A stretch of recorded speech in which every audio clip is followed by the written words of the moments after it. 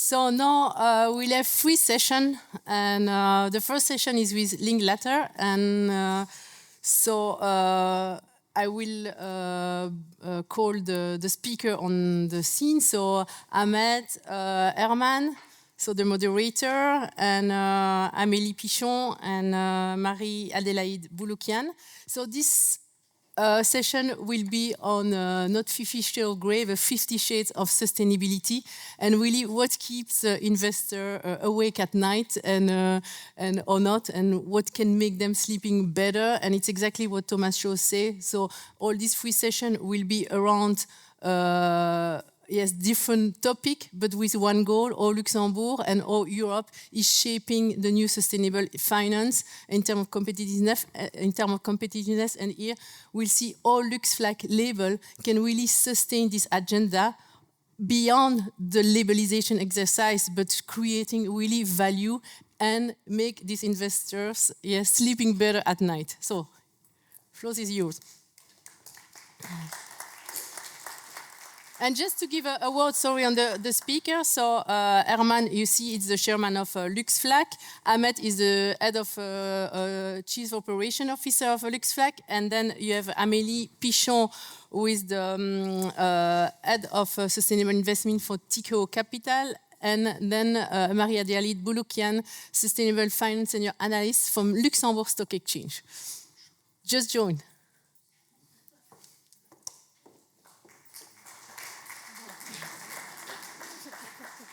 Hello.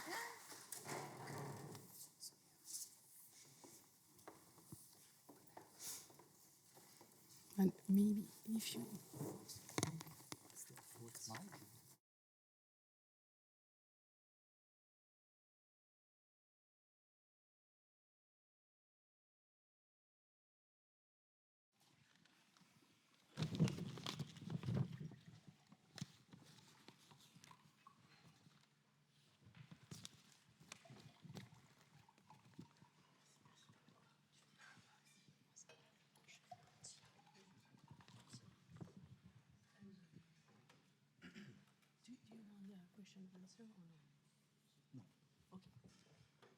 So, hello again, everybody, and thank you very much for this excellent analysis about the current situation. I completely share what you say. This being said, we should not now lie in the night and be trembling of fear what will happen in climate change and the warming of the earth and God knows what. Also, we must take a view and take a look and put things into perspective what already has happened. And I completely agree that sustainability has become very much mainstream as protection of environment, and this not only since a couple of years. When I was a child, in the 70s, I was living in Mannheim, in Germany, and you could not put your wash outside to get it right. The air was too dirty.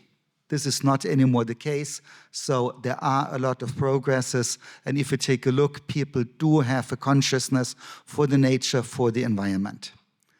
The same obviously is true for LuxFLAG and for the LuxFLAG labels. As Isabel explained, we have 3 label categories, which are all terribly important and complementing each other. Obviously, the labels do help to create a better world. That's one of the intentions. But in my view, labels serve as well as a risk mitigation tool. And this not only for the portfolio which is sustainably invested, but also for any other portfolio. Just take a very stupid example. You are a big investor, and you have this fantastic real estate investment near the seaside. You certainly should and must invest in a climate transition fund, because otherwise your nice real estate investment may simply go away by the sea, which will rise.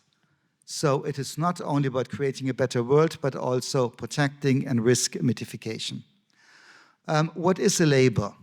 A label for me is outsourced verification. Meaning, instead of taking yourself a look at the portfolio to make sure that what is in is what is written on the outside, You ask somebody else to do it, somebody independent and knowledgeable. And this is what LuxFLAG is doing. Obviously, this is a lot of work. This is heavy lifting. This is not something you just sit down and then you wake up and you have the label. And this is Ahmed. I want to explain to us a little bit what is happening behind the scene in this process of verification for labels. Thank you, everyone, for coming today. Very happy to be here and to explain, as Herman mentioned already, what we do when we do labels. I would maybe repeat the quote from Mr. Thomas Schoss. Actually, I have to say I really liked it. We have a long history of making history. I want to maybe hammer on this point to start with. Our role, indeed, is a mediation role, is to translate complex regulatory requirements into tangible, visible, and verifiable criteria. This is really the essence of what we do and what we actually approach the architecture of the three labels that we have. One being ESG, the second being transition, and then the third being the impact category.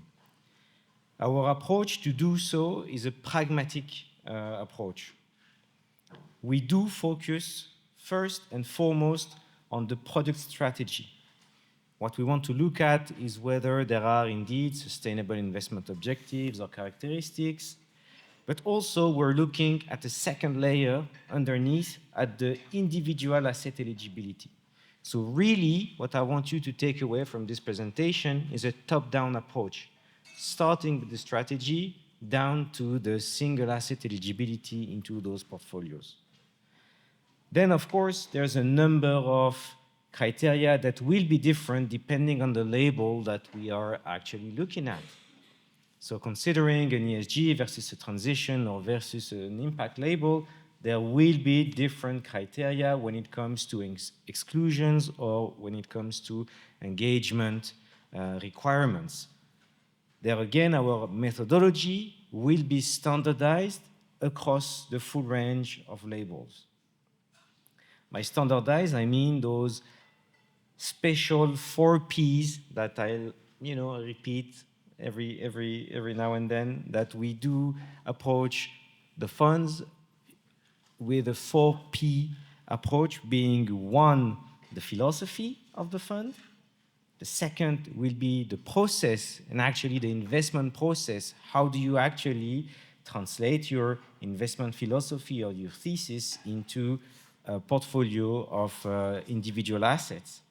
The third P will be on the people and the governance of the fund. We'd like to look at the decision forums that are working with the applicant. We'd like to know to which extent there are impact or sustainability consideration and to which extent it does affect the investment decision-making process. And last but not least, we're going to look at the portfolio.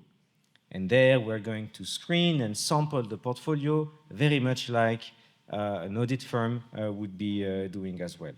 So there again, 4 Ps, philosophy, process, people and governance, and then portfolio. Once this process works, we now have the possibility to run it on a quarterly basis. So this is also something that's special about LuxFLAG. We do offer the possibility to applicants to come on a quarterly basis for a 3-year validity period. So there again, we'd like to accompany those applicants. If you can't make it to a specific quarter, well, obviously, we're going to help you to make it to the next.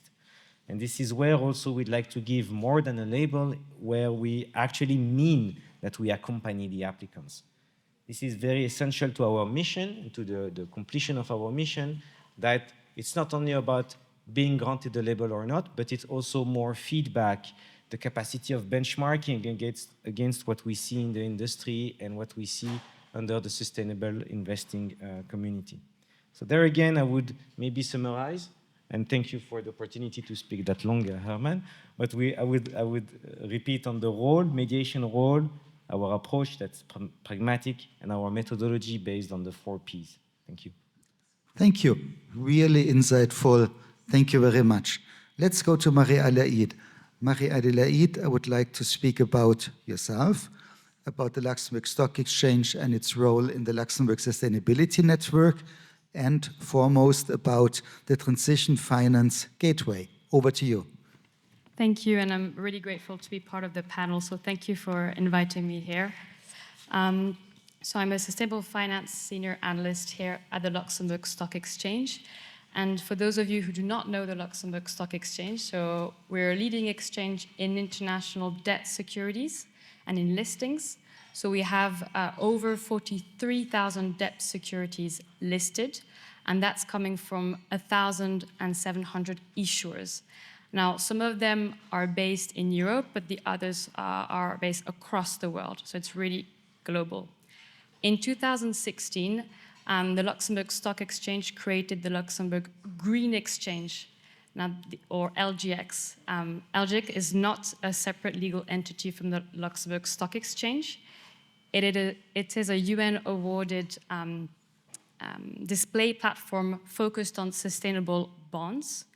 And now throughout the years, we developed data, but also academy services focused on sustainable bonds. Since then, the market has shifted. It focused not just on the instrument, but also on the entity. So it's not just about what is being issued, but who is issuing the bond. And in July this year, we released the Transition Finance Gateway. And that gateway provides entity-level data on 500 plus non-financial corporate debt issuers that are listed on the Luxembourg Stock Exchange. And what it shows, it really shows where issuers stand in terms of their climate transition journey. So the scope is non-financial corporate debt issuers of sustainable but also conventional bonds. The focus is on climate transition, and the type of data is entity level. And then the source of data is, so we didn't want to reinvent the wheel here. What we did is we worked with 4 data providers, CDP, the Net Zero Tracker, the Science Based Targets Initiative, and the Transition Pathway Initiative. And maybe if I can just point to 2 benefits. So for issuers, it provides a spotlight to highlight their transition efforts. And for investors, it provides different sources of data in one space and enables them to have transparency on where issuers stand on their climate transition. And I'll stop there. Amélie, thank you. Amélie, this must be super interesting for you and your business. Why don't you shortly present yourself and your business, obviously, and then you tell us what is your view of the usefulness of the Transition Finance Gateway? What are the challenges you face in these respects? Thank you, Herman, and really happy to be there to discuss this interesting topic. So yeah, I'm leading the ESG strategies for CLOs and listed strategies within Tikeo Capital. We have also been involved with LuxFLAG for the ESG label and also their impact label, and we hope to enjoy their transition label soon. So yeah, I would like to describe what is transition finance for us as investment manager. So it's really about driving real economy impact and ensuring the transition of high emitting and carbon intensive sectors toward net zero. Because yeah, with transition finance, we move beyond the binary green versus non-green classification, and we recognize that many sectors are currently high emitting, but must be part of the transition. So instead of excluding them from the financial flows, we recognize that we need to finance progress and not just perfection. So yeah, with transition finance, we target investment that will help deploying and the transformation of existing technologies and infrastructures with measures such as electrification of industrial processes, switching to low-carbon feedstocks, or improving carbon efficiency. So it's really not about waiting for future breakthroughs, but it's about financing today the real economy and ensuring that we do it in a timely manner because we know that the clock is ticking. So yeah, we both see it as a responsibility and an opportunity. A responsibility because we know that climate change is posing systematic risk to the financial sectors. So we really need to take it not as an option, but as part of our fiduciary duty to preserve the long-term values of our investment. And I can give you some figures from recent studies. For example, recently, some studies show that a 1 degree Celsius increase could lead to a decrease of around 20% of GDP. So it's really huge and it's really increasing. So yeah, the clock is ticking. But it's also an opportunity for us as investors because we have a lot of funding gaps needed. For example, in Europe, it's accounted to around 500 billion euros. So really, this is an interesting opportunities for the private market. So yeah, now that is clear for everyone, I'm sure you all want to invest in transition fund, but how can you do that? So what is really key in that is the intentionality of the asset managers and also its accountability over delivery. Because otherwise there's a risk that you just finance high emission sectors that are not transitioning. So what is key is really the engagement and the accountability of investors within its voting right, within its engagement and direct dialogue, and maybe collaborative engagement with, even if we know, say that it's a kind of legal issue in the US. But this is also where we think that label could be very helpful because they foster trust and transparency and really help you as investor to distinguish between what is a credible transition plan against greenwashing, if I can say.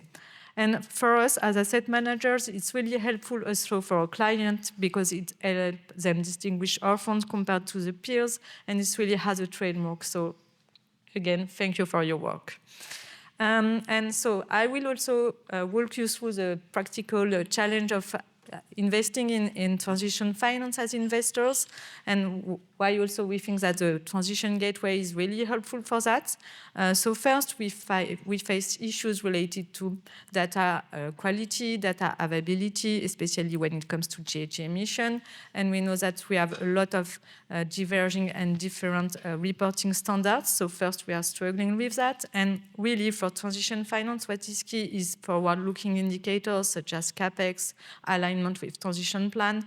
And it's sometimes really difficult to find. And also, we have a lot of place to look at. So thank you for aggregating CDP, TPI, and SBTI at the same place. I think we can also work all together on the engagement and especially also in the fixed income side. This is also a powerful tool, and this is a powerful tool to drive transition and to push your companies and your investee companies to make headways in the transition area. So really it's important to engage in that area. Yeah, so I will walk you through 2 examples of investee companies so you can figure out a little more precisely what are the challenges we face. So the first company I would like to discuss is CIMI. So it's an industrial company which is specialized in solenoid valves and fluid control. So to put in simply, for your coffee percolator machine, you need a valve to allow the water to go in and out. So this is what they built. And they are starting their decarbonization journey. So first they have a scope 1 and 2 emission reduction target. That is more or less aligned with a well below 2 degree scenario. It's not formally acknowledged by a standard at SBTI, but when you do the computation, it's close to what is required for a well below 2 degree scenario. And also when it comes to renewable electricity, they already sourced 100% of their energy from renewable sources certified by guarantee of origin. So yeah, it's an interesting company, and what is more interesting is that in 25 they announced their intent to submit formally a target to the SBTi, so it means that it will also include their Scope 3, which is kind of important at the time being. So it's really an interesting company to look at. And what also we would like to discuss with them is carbon offsetting, because for us it's okay as long as it's used for residual emission. But if we go further and if it's really part of their strategy, it will not be okay for us. But I think SBTi will address those kind of concerns. And the second company I would like to discuss is Autostrade per l'Italia. I will call it ASPI because I'm not really fluent in Italian. So it's it's a major road tollway in Italia, and it's really key in modernizing the national infrastructure in Italia. It's already well advanced in its decarbonization journey because it has published last year its transition plan. So I think it's one of the most advanced companies on that area, because a lot of companies are missing this kind of data. And they have near-term and long-term targets that are aligned with SBTi under a 1.5 degree scenario, and it's officially validated by the SBTi. So really interesting features on that area. They are already publishing and disclosing their CapEx and OpEx related to that transition plan, which is close to 10 billion, so it's kind of okay. And they are also working on alternative fuels and materials to minimize the impact of their new infrastructure.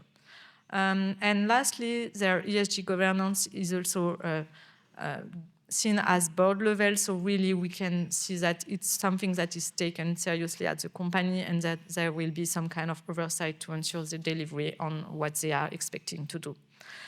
So I hope it helps you understand how we analyze some companies and give you more practical example about what we do.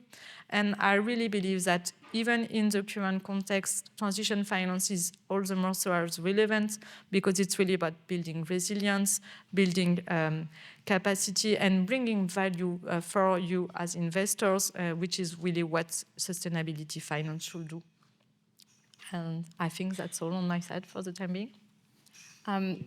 Maybe if I can add on to how you could see, for example, Autostrade in the gateway.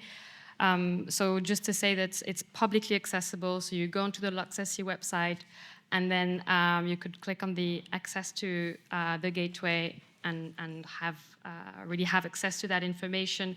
So for example, where you would look at the issuer, so Autostrade, you would see up to 43 data points on the transition journey of that issuer. Maybe if I can go more into the different data providers. So there's 4 tabs. So you arrive on the gateway, you search for Autostrade, you have then an Autostrade dedicated page, and you have these 4 tabs, one for each data provider. So for example, for CDP, maybe just to talk a little bit more about CDP. So they're really the founder of environmental reporting. And what they do is they provide and submit questionnaires to companies. And then companies respond or not to that. And then based on that, they derive information and data. And another set of data that they produce is net zero alignment data that is also shown. So on the gateway, you would see, for example, environmental and transition elements of disclosure. And then on the next tab, you have the Net Zero Tracker. And it's a consortium of research entities, and they have created an independent tool tracking climate and net zero pledges. And so their focus is really on net zero targets and the integrity of those targets. Then for the Science-Based Targets Initiative, there's 2 arms. So one that creates standards and tools for issuers to set up targets, and then the other which validates those targets. And so on the gateway, the focus on the 2 data points, sets of data points that you would see is near term, so 5 to 10 years, and then net zero targets. And then last but not least, you would have TPI data, or the Transition Pathway Initiative. And that is really, so it's a research center that's based in the London School of Economics and Political Science. and it produces independent research and forward-looking information on the progress of corporates, but not just corporates, on addressing climate change. So here the focus and the data that you would see is how well a company is prepared for the low carbon transition. So yeah, in the case of Autostrad, you would see data on CDP, and you would see that there's a score out of 18. That score measures the transition disclosure, and it's based on 8 elements. So they range from governance to targets, and that produces then the overall score. And this is where actually the magic happens, because you've got here a number of data points that have been made available, that have been first researched. So there's investment research taking place, and they're defining that I'm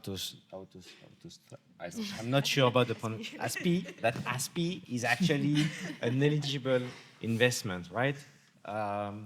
So the investment research says so. How do we actually materialize that this is indeed a transition company and that we can consider it as a transition-related investment? And this is where actually we need those data points and justification and confirmations actually, whether they're coming from the CDP, SBTI, TPI, and the fourth, which is Net zero tracker. Net zero tracker, right? So here we have actually a very good example of what it means to justify that a transition investment, that an investment is indeed a transition-related investment. And that's exactly what we do when we're looking at the fourth P, when we say portfolio through screening and sampling. I'm going to look at the portfolio and we're going to say to Amélie and her team whether they can justify through evidence that such and such investment is indeed aligned with the investment objective or the characteristics of the fund, one, but also to materialize the transition-related aspect of this very specific investment. So all of this, and actually the genesis of this transition label has been made available thanks to better data availability. A few years back, these data points and those elements were not that easily accessible, making them indeed more difficult to grasp also from every aspect or every stakeholder within the chain of the investment product. So this data availability and this evolution within the different trends that we see in the market, whether it's from a data perspective or from a regulation perspective, is indeed allowing us or enabling us to release a transition label. So this is also thanks to the label governance that is also making it happen. We do, of course, consult with different types of market experts. I see many of them actually here today. Thank you for coming. But those market experts also, we consult with them to also, you know, it's like a sparring partner where we want to make sure that we have the best criteria possible for our labels, and that also match with the ambition of those product manufacturers, and also for us to test whether indeed there is a market reality behind just trends and words. We have also to make sure that there is a market and a minimum number of funds, and that indeed an investment thesis is actually investable. And so this is how basically we could come up with this transition ID and transition label, and where indeed we look first as to whether the product has indeed a transition objective. Again, top-down approach that I explained earlier. At the top level, is there a transition strategy, a transition objective at the fund level or at the product level? Then how do we qualify whether or not there are at least 50% of transition-related investments? And then also a very critical point that also Amélie mentioned was about the engagement. This is also something we're looking very carefully at, and that's also part of the criteria of the transition label. So thank you again. Also to my fellow panelists. Thank you, Ahmed. I must say, what conviction, what expertise we have here on the panel. It's really fascinating. And now, dear public, we still have a couple of minutes. So if you have any questions, it's now or never. You can ask them in public.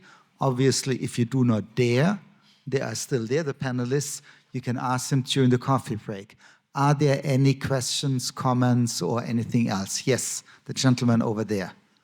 Do we have a microphone for the gentleman?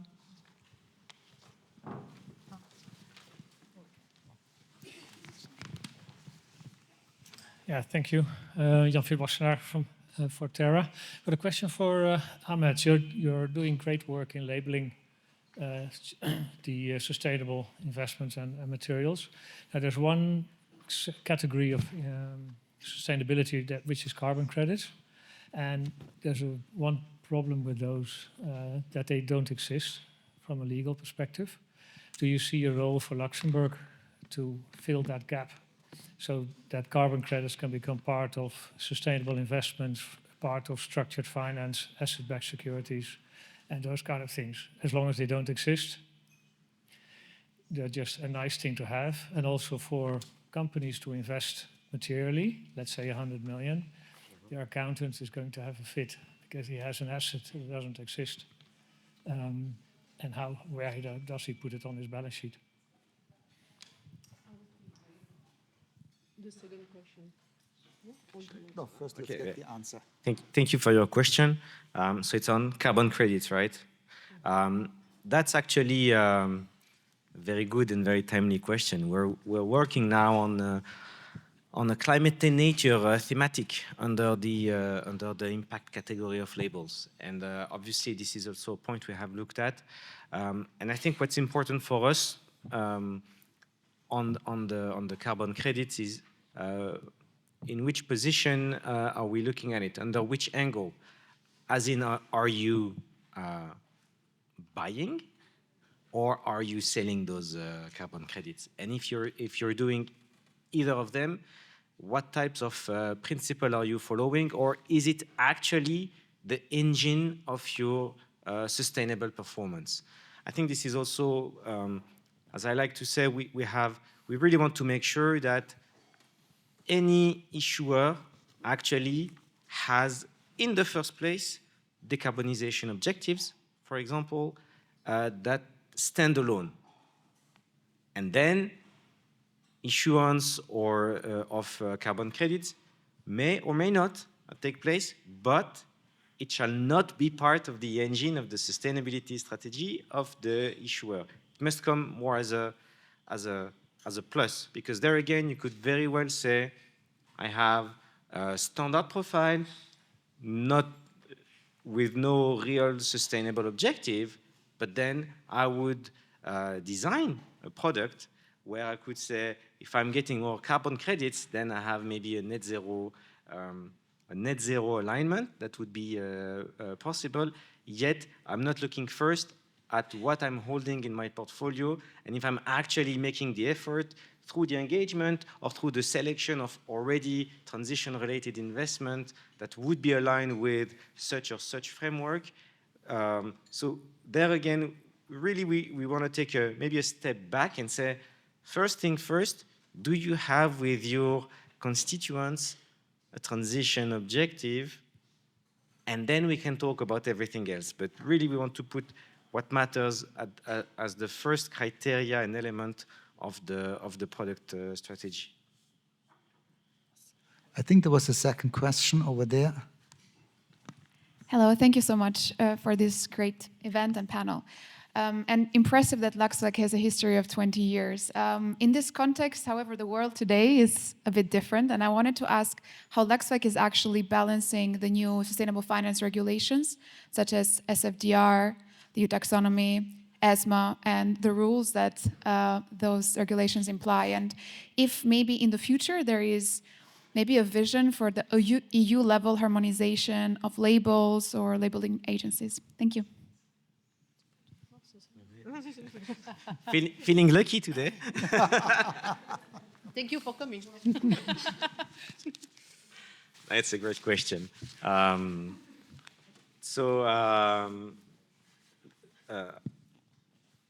One element that you've seen in the very first presentation by Isabel is that we're a global labeling agency. So of course we're talking about EU regulation, SFDR, etc., the ESMA fund naming rules. Of course, we abide by them, obviously, and I mean indirectly through the products that we are indeed labeling. Yet, we're also considering other jurisdictions of products where those rules may not apply. And we have also to have an understanding as to whether the disclosures that are made available by those product manufacturers are actually meeting the equivalent standards, right? So that's the first element, as in we're looking at a wide range of jurisdictions by being global. One. So of course, as we said, as part of the multi-factor equation that we're trying to resolve, when we design a label, there's one variable that is the regulation, and we have to take this also into consideration. So that also translates into our criteria. What we want to check, first and foremost, if a product is under SFDR, is that it meets with the SFDR regulation first, that if it has an impact-related term in its name, that it does follow the ESMA and naming guidelines. And then, but this is all of what we give. When we say we give more than a label, this is part of the element that we give as part of our feedback and verification. Those two elements, technically, they're not part of our remit, but being a labeling agency. We are more concerned by the sustainability characteristics or how the fund is going to meet its sustainability objective. So this is de facto part of our review. And of course, if there is any change in the regulation or in those rules, well, we have to reconsider. We're dynamic, we're flexible, and as I said, we're looking also at enhancing or update our product range or label range as things evolve, and things being data availability, we spoke about it, could be also regulation, could be also different kinds of trends that may emerge through time. So I don't know if that answers very clearly your answer, but to me it's de facto integrated into what we do, and if then SFDR changes, then I would say that's something that we will consider and potentially update through our criteria, even though I would again insist we are a global labeling agency. So SFDR cannot drive only our criteria. That's great. I have the screen in front of me which flashes overtime, but I think we still do have time for one last question.